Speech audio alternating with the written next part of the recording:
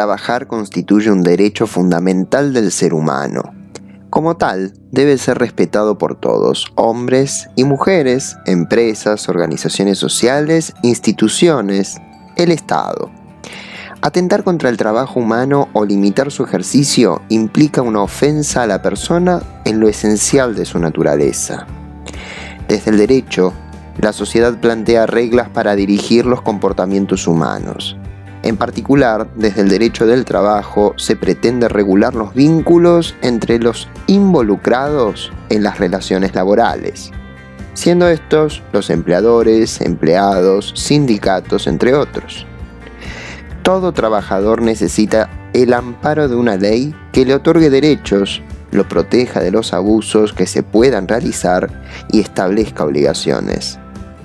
En la última década del siglo XIX y en las primeras del siglo XX, todas las legislaciones ampliaron las normas de protección a los trabajadores, buscando controlar, humanizar o dignificar la relación de trabajo. Es así que surgió el derecho del trabajo o derecho laboral como materia con autonomía propia. La construcción de estos derechos es producto de las luchas de los movimientos obreros que buscaron obtener mejores condiciones de trabajo, reducir la cantidad de horas laborales y evitar la explotación de los trabajadores. El derecho laboral reconoce que el trabajo es una actividad humana y no una mercancía. Se persigue que el hombre trabaje dignamente y en circunstancias que cuiden su salud y contemplen el descanso para recuperar la energía física y mental que le ha insumido la actividad laboral. La principal fuente del derecho del trabajo en la actualidad es la Ley 20.744 de Contrato de Trabajo. En un apartado nos vamos a dedicar exclusivamente a tratar sus enunciados, pero las otras fuentes del derecho son los estatutos profesionales, los convenios colectivos, los laudos, la Constitución Nacional, tratados internacionales, ¿no? Los estatutos profesionales son el conjunto de normas que regulan la actividad o sector delimitado de trabajadores, mientras que los estatutos de la Federación Argentina, los estatutos de la Federación Argentina de Cardiología es un ejemplo de esto. Las convenciones, por otro lado, o convenios colectivos de trabajo, también conocidos así, son un conjunto de normas que regulan una actividad de un sector y son acordados entre empleadores y una asociación de trabajadores, es decir, entre patronal y sindicato. Resultan obligatorias para los empleados de toda esa categoría y estos convenios surgen de las paritarias o comisiones especiales integradas en números iguales por representantes de trabajadores y de empresarios que tienen la facultad de analizar puntos específicos de la relación laboral, tales como los salarios, las condiciones de trabajo, los honorarios, etc. Muchos de estos convenios han sido firmados, han sido elaborados en la década del 45, 50, 60. La gran mayoría está un poquito desactualizada. ¿Y dónde los podemos encontrar? Los encontramos en la página del Ministerio de Trabajo de la Nación. Luego nos encontramos con los laudos, que son normas que surgen como obligatorias por la decisión de un tercero, que puede ser el Ministerio de Trabajo o un juez, y estas resultan obligatorias para las partes. Es un ejemplo de laudo el acuerdo entre la Unión Obrera Metalúrgica de la República Argentina y la Asociación de Industriales Metalúrgicos, cuyo tercero involucrado fue el Ministerio de Trabajo, Empleo y Seguridad Social de la Nación. También, como habíamos mencionado, son fuentes del derecho la Constitución Nacional y los tratados internacionales. Respecto a la Constitución Nacional, nosotros tenemos dos artículos específicos que tratan sobre el derecho laboral, y es el artículo 14, sancionado, o mejor dicho, que es un artículo que viene desde el texto original de 1853, donde se reconoce el trabajo como un derecho. Fíjense que en la cita dice: todos los habitantes de la nación gozan de los siguientes derechos, entre tantos otros, trabajar. Es decir, que este derecho, el derecho a trabajar, debe ser garantizado tanto por el Poder Ejecutivo Nacional como por el Judicial como por el Legislativo. Es una introducción bastante interesante, ¿no?, la que hace la Constitución de 1853, porque no habla de residentes, no habla de nativos, no habla de ciudadanos argentinos, sino que está hablando de todos los habitantes de la nación, sin importar su nacionalidad. Fíjense la trascendencia que tiene este tipo de enunciación, que ya viene desde el comienzo, desde esa Constitución primigenia que se logra firmar luego de que llegue a fusionar todo el pacto en 1853. El otro artículo, que es el 14 bis, verán dos fechas, 1949 y 1957. Esto viene a cuento deben recordar de historia o de política o de materias relacionadas, el segundo gobierno peronista.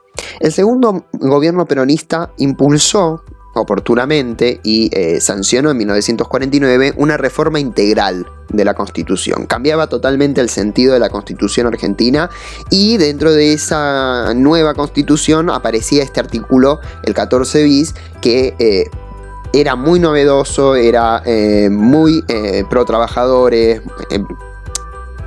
muy beneficioso.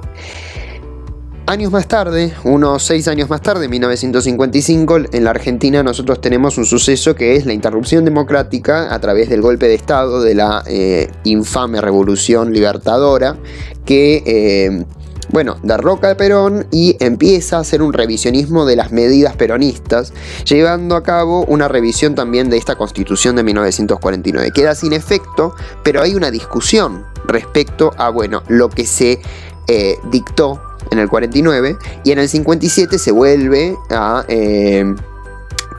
sancionar una suerte de reforma de la Revolución del 53, incluyendo el artículo 14 bis, que es muy innovador en el sentido de que incluye derechos que antes no estaban previstos y más artículos relacionados con la actuación laboral, ¿no?, con los derechos laborales. Este artículo constitucional garantiza condiciones dignas y equitativas de trabajo, dignas en el sentido de que nosotros podamos desempeñar las tareas, tanto las trabajadoras como los trabajadores, en condiciones donde nosotros podamos sentirnos cómodos, sentirnos cómodas y no exponernos a ningún tipo de maltrato o de inecuanimidad. Fíjense que en equitativo está hablando ahí, ya sí, está hablando de, por ejemplo, misma retribución por misma tarea.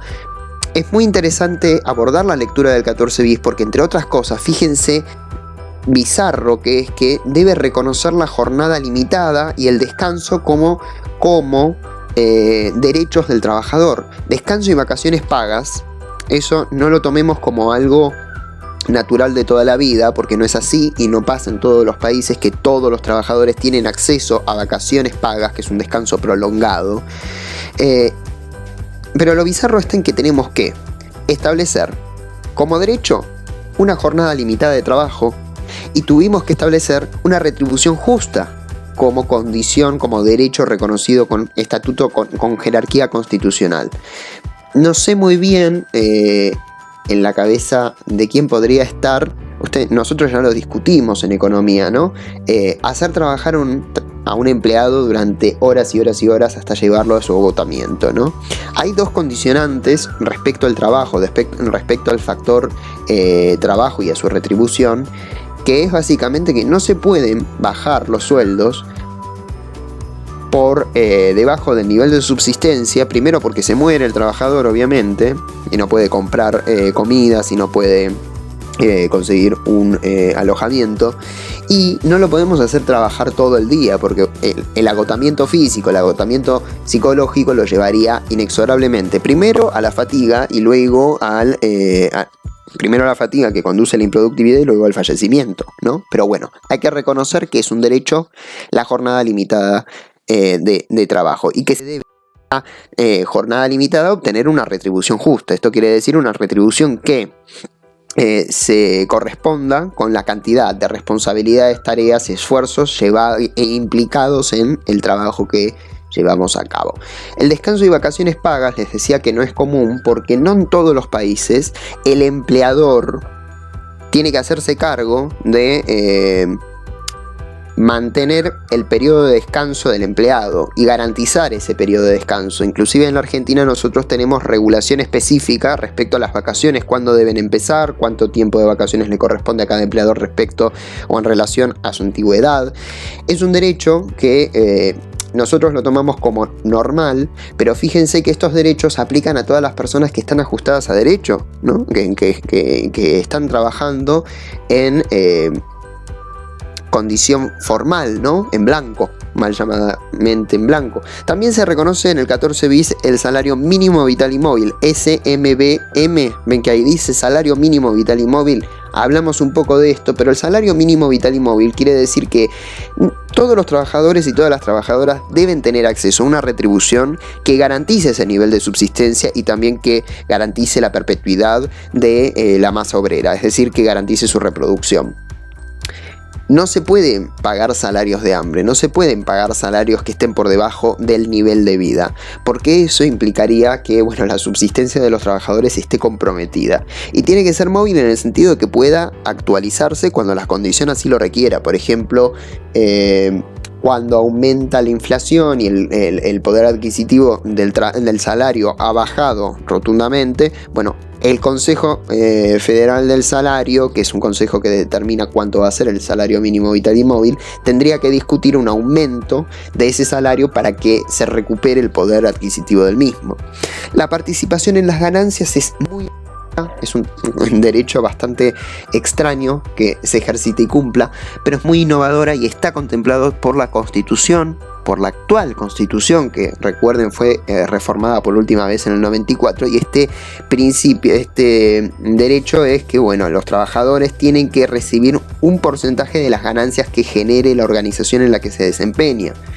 Por ejemplo, yo trabajo en Coca-Cola, Coca-Cola gana 50, bueno, a los trabajadores le van a dar 10 y lo reparte entre todos sus trabajadores en concepto de bono, qué sé yo, por ejemplo, ¿no? Generalmente esto no pasa. El ideal es que el capitalista se quede con el 50% de las ganancias y la masa obrera se quede con el otro 50%. Y luego tenemos algo bastante interesante, que es la protección al despido arbitrario. Si nosotros tenemos algún tipo de enemistad o el empleador decide echarnos por una cuestión totalmente arbitraria, que no está ligada ni a nuestro comportamiento ni a nuestra eficiencia en el cumplimiento del deber del trabajo, ¿no? De nuestras tareas, y nos despide, bueno, nosotros tenemos que tener algún tipo de protección, porque, y esto viene adelantando algunos de los temas que vamos a discutir más adelante, nosotros vamos a advertir que hay una relación de asimetría, una relación de poder asimétrica entre trabajador y empleador, porque obviamente el empleador cuenta con un soporte tanto financiero como jurídico mucho más fuerte que el trabajador, que al quedar despedido de su trabajo, quedar por fuera de su puesto de trabajo y de poder ejecutar esas tareas, este trabajador no va a poder solventar un juicio, por ejemplo, o solventar el mismo tipo de abogados que el empleador podría pagar, y se tendría que defender con lo que puede y como puede, o a veces ni siquiera eso. Ya vamos a ver que hay todo un andamiaje jurídico que protege al trabajador de este tipo de asimetrías, que protege a este trabajador del abuso de poder y de otras cuestiones que surgen en el ámbito laboral. Los tratados internacionales muy interesantes son los artículos 23, 24 y 25 de la Declaración Universal de los Derechos Humanos. También estos tratados internacionales, dos que mencionamos, son fuentes del derecho laboral. Cuando hablamos de fuentes del derecho laboral, estamos diciendo a qué normas debe apelar un juez para poder sentenciar o algún tipo de controversia, ¿no? Por ejemplo, un despido arbitrario. Bueno, nosotros tenemos que ir a tal o cual norma para poder apelar y fundar un fallo o solucionar dicha controversia. Son las reglas de juego del trabajo. La Declaración Universal de los Derechos Humanos de la ONU, en su artículo 23, 24 y 25, habla del derecho al trabajo como un derecho humano irrenunciable, innegable, etcétera, etcétera. Esto lo van a encontrar en la página 114 13 del cuadernillo, ¿sí? Es la segunda página de este capítulo, de esta parte del cuadernillo. Los invito y las invito a leerlo porque son muy interesantes. Igual lo van a tener que leer para la actividad que tenemos prevista. Y otro tratado internacional del cual la Argentina es parte y es firmante es el Pacto Internacional de Derechos Económicos, Sociales y Culturales, que más escuetamente en su artículo 7, que tiene 4 incisos, que está en la página 115, 114 del cuadernillo, léanlo atentamente, es también muy interesante y complementario respecto de lo que versa la Constitución, respecto de lo que versan las otras fuentes del derecho laboral. Y para ir culminando con esto de las fuentes, ¿no? Fuente primaria de la que hablamos antes, que es la ley 20.744 de contrato de trabajo. Esta es como la madre de todas las fuentes del derecho, la ley a la que todo juez, a la que todo abogado y a la que todo trabajador y trabajadora tiene que apelar cuando está advirtiendo algo raro o una duda, o está advirtiendo que sucede una controversia entre él, ella y el empleador, ¿no? Cuando hay algún problema o cuando se tiene alguna duda de si las cosas deberían ser de esta forma o de aquella otra. No es la única ley que trata sobre el contrato de trabajo, no es la única ley que regula la relación laboral, que da certidumbre, pero sí es una ley. Es la ley fundamental del andamiaje jurídico del derecho laboral, y esta ley empieza, recuperando uno de los conceptos más importantes de esta ley, tenemos el concepto de trabajo. Hagamos memoria y recuperemos el concepto de trabajo que venimos tratando a lo largo de la cursada. Empezamos definiendo el trabajo como toda actividad humana destinada a satisfacer necesidades. Esta es una definición que bien podríamos calificar de antropológica, de sociológica, pero ¿qué quiere decir que sea toda actividad humana? Toda actividad humana, toda. Desde ser profesor, ser maestro mayor de obra, albañil, barrendero, cartonero, toda actividad, hasta ser un sicario, trabajar para el cartel de Juárez, toda actividad que pueda satisfacer mis necesidades es trabajo, para esta definición, que no es la definición de la ley. La ley disputa esta definición y dice, no es toda actividad. Así, no es toda actividad. Hay actividades que van a ser consideradas a los efectos de la ley como trabajo y otras actividades que no lo van a hacer. Las actividades lícitas, y solamente las lícitas, es decir, las que están contempladas como legales, que no contrarian el ordenamiento jurídico de la nación, lo que versa el Código Penal de la nación, el Código Procesal Penal de la nación, todas las actividades lícitas van a ser entendidas como trabajo. Pero al mismo tiempo se tienen que cumplir dos condiciones más. Una es que se preste en favor de quien tiene la facultad de dirigirla, y otra es que se obtenga a cambio de prestar esa actividad una remuneración. Ahora complicamos un poco más esto. Nosotros discutimos el concepto de trabajo por un lado y el concepto de empleo por el otro. Trabajo, toda actividad que satisface necesidades. Empleo, toda actividad que es remunerada, ¿no? Y también satisface necesidades. Entonces, ¿con qué nos quedamos? Trabajo es cualquier actividad, ya vimos que no. Empleo es cualquier actividad remunerada, no. A los efectos de la ley del contrato de trabajo, la 20.744, es toda actividad lícita que es remunerada, ¿no? Pero una particularidad muy importante, y acá vamos a ver el desglose de esta definición que nos da la ley de contrato de trabajo, es que hay una subordinación. Cuando dice, ¿no?, que se preste en favor de quien tiene la facultad de dirigirla, esto quiere decir que hay una subordinación a la voluntad del empleador.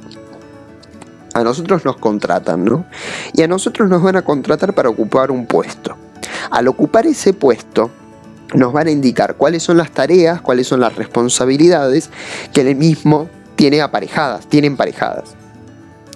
Y cuándo vamos a entrar, cuándo vamos a salir, cuál es nuestro horario, ¿no? Lo va a decir el empleador. Y qué se produce y qué no se produce, lo decide el empleador. ¿Cómo, cuándo y por qué? Lo decide el empleador. En este sentido, el empleado, el trabajador o la trabajadora no va a tener la potestad de decidir cómo ejecutar su trabajo. Está subordinado a la voluntad de un tercero. Entonces, yo realizo una actividad legal que el otro me haya mandado a hacer, pero siempre a cambio de dinero. Esa es la definición de trabajo para la ley de contrato de trabajo. Todo lo demás, todo lo que sea ilícito, en principio, no es considerado trabajo. Ahora, ¿qué pasa, no? Cuando nosotros, pongámonos un ejemplo, ¿no? Nosotros no conseguimos trabajo en blanco en ninguna empresa y decidimos dedicarnos a vender billutería o collares o mates. ¿Vieron los de calabacita? Estos que son muy lindos para hacer un buen regalo. Los hacemos, ¿no? Tenemos ese arte de poder hacerlo y lo vamos a hacer para vender en una feria. Lo hacemos legal, en el sentido de que nos damos de alta en AFIP como monotributistas. El monotributista es una persona que tiene un régimen especial de tributación, es lo que se conoce como trabajador autónomo. Él es el que decide, en este caso del ejemplo, ¿no? Él es el que decide cuándo vender, qué vender, cuánto vender, con qué materiales producir, cuándo ir a la feria y cuándo no. Él es el que toma esas decisiones. Imagínense que nosotros decidimos, bueno, vamos a vender billutería. Pero ¿qué billutería vendamos? Lo decidimos nosotros. ¿Con qué materiales nosotros? ¿Con qué empaque nosotros? ¿Con qué nombre nosotros? Todo lo vamos a decidir nosotros. Y si un día no queremos ir a la feria, no pasa nada, no vamos. Porque nosotros somos los que controlamos ese ritmo de trabajo, los horarios y todo lo demás. Ahora, nosotros estamos vendiendo. Nosotros estamos haciendo una actividad lícita. Nos están pagando. Pero ¿qué pasa? A los efectos de la ley, coordinación. Tenemos toda esta independencia que estábamos charlando hasta recién. Entonces, ¿estamos o no estamos trabajando? Sí, estamos trabajando. Pero no en relación de dependencia, que más adelante vamos a trabajar sobre este concepto. Estamos trabajando de manera autónoma y eso implica que el derecho laboral no se pueda aplicar, no nos pueda caber a nosotros como trabajadores autónomos, ¿no? No nos protege este derecho. Cuando hay una controversia y nosotros somos monotributistas, nosotros no vamos a disputar en el fuero laboral. Vamos a ir con un juez civil. Porque el derecho o el tipo de derecho, la rama del derecho que se aplica cuando hablamos de trabajadores autónomos es un conflicto entre particulares y es la rama del derecho civil.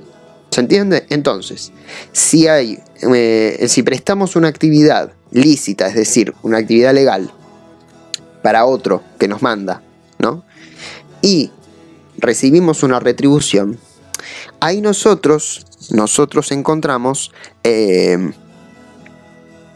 una relación laboral. Ahí nosotros estamos trabajando y nos protege la ley 20.744. Si nosotros nos dedicamos a una vida medio delictual, trabajamos para, no sé, Pablo Escobar o no sé, pretendemos llevar la vida de Breaking Bad, bueno, no está bien, nada bien. Y tampoco nos protege la ley laboral, por un lado, y porque estamos haciendo algo ilegal y bueno, vamos a ir presos. No roben, trabajen. Como mensaje final. No, mentira, vamos a seguir porque el PowerPoint es un poco largo. Bien, entonces, es importante, ¿no?, tener en claro esta parte de la subordinación y de si podemos o no podemos tomar decisiones. ¿Por qué es importante?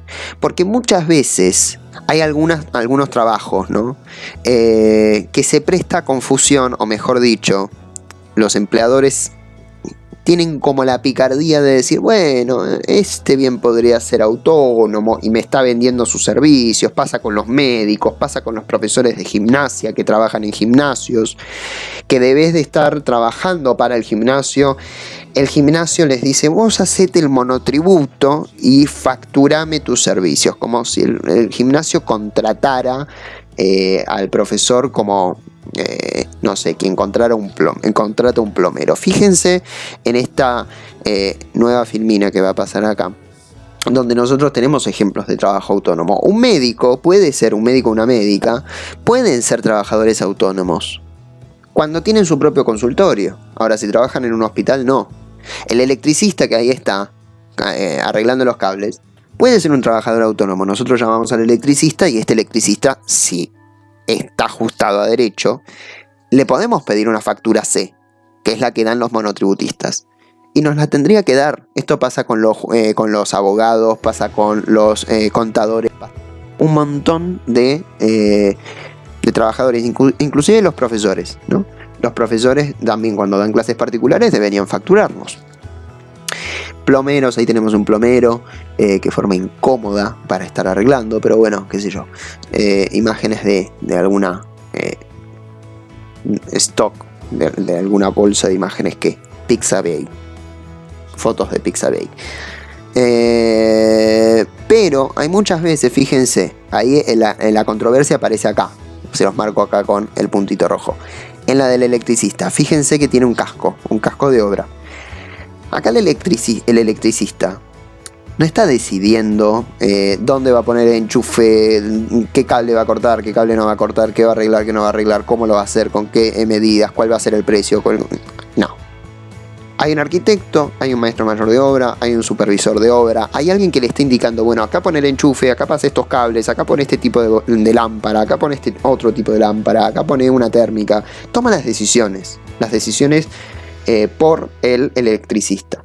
Las que el electricista tomaría si este trabajara autónomamente, porque es contratado una persona que le dice, mirá, que se me está cortando todo el tiempo la luz, no sé si podés venir a revisar en casa, y el electricista le dice, bueno, te recomiendo, esto es lo que hacen los autónomos, te recomiendo que pongas una térmica, que cambies el enchufe, que lo bloquees, o que cambies el ventilador y vos me pagás por poner la térmica, por poner el enchufe, por taparlo, por cambiarte el ventilador. Es muy importante tener en claro cuáles son las condiciones para que haya trabajo para esta ley, ¿sí? Bueno, habiendo quedado claro esto, avanzamos un poco más en lo que hace a los sujetos del derecho laboral.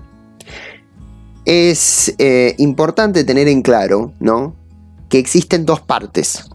Para el derecho laboral existen dos partes. Este es el trabajador, obviamente el trabajador o la trabajadora, y otra parte es el empleador o patrono. Es importante que lean la página 115-116 del cuadernillo. En esta parte complementen la explicación que les estoy dando con esta lectura. Si no leyeron todavía el cuadernillo, les recomiendo que pausen el video, vayan, lean y después vengan de vuelta. Si quieren venir a esta parte en específico, bárbaro. El empleador o patrón, ahí dice patrono, ¿no? Patrón viene del francés jefe. Y el empleado o trabajador, empleada o trabajadora, tienen particularidades. El empleado o trabajador siempre va a ser una persona humana, una persona física, ¿no? Hablo de persona humana y ustedes podrían decir, y sí, ¿qué otro tipo de persona puede existir? Hace poco tiempo se modificó el Código Civil y Comercial de la Nación y ahí se define a las personas como personas humanas y personas no humanas. Se abandonó la categoría de persona física. Sé que posiblemente ustedes aprendieron lo de persona física, pero ya no se usa tanto, ya no se usa más. De hecho, hay un caso de una mona que fue reconocida como la primera persona no humana de Argentina con derechos específicos. Busquen la noticia, está buena. Entonces, el empleado siempre va a ser una persona humana que tiene en propiedad su fuerza de trabajo. Es una definición bastante típica de lo que nosotros podemos entender como proletario, trabajador, trabajadora, empleado, empleada. Por el otro lado, el empleador, y acá es donde viene la confusión, el empleador es una persona humana, varias personas humanas o una persona jurídica.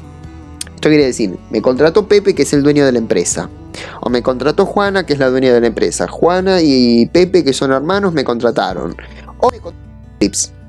Philips es una persona jurídica, es una persona que existe en los papeles, que nació cuando, bueno, se firmó el acta constitutiva, se firmó el contrato social, cuando se creó el instrumento constitutivo, depende del tipo de forma. Ahora, es importante que lean lo de empleado y empleador, porque en el caso del empleador suele confundirse al jefe o a las personas que tienen cargos jerárquicos con responsabilidad con los empleadores, ¿no?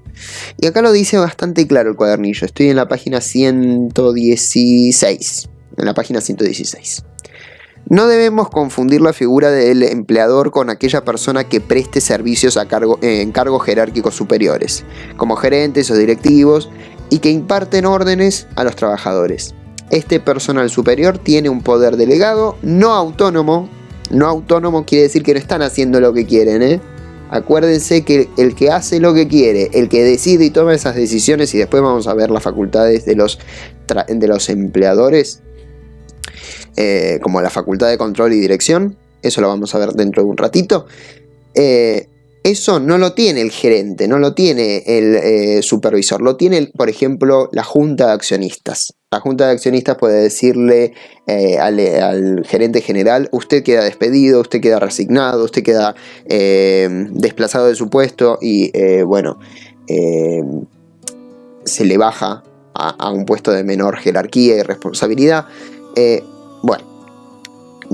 Lean atentamente esto, vean las diferencias de que no es lo mismo el que emplea que el que dirige, ¿no? El dirigente, el gerente, el que tiene una posición jerárquica superior, nuestro empleador. Nuestro empleador es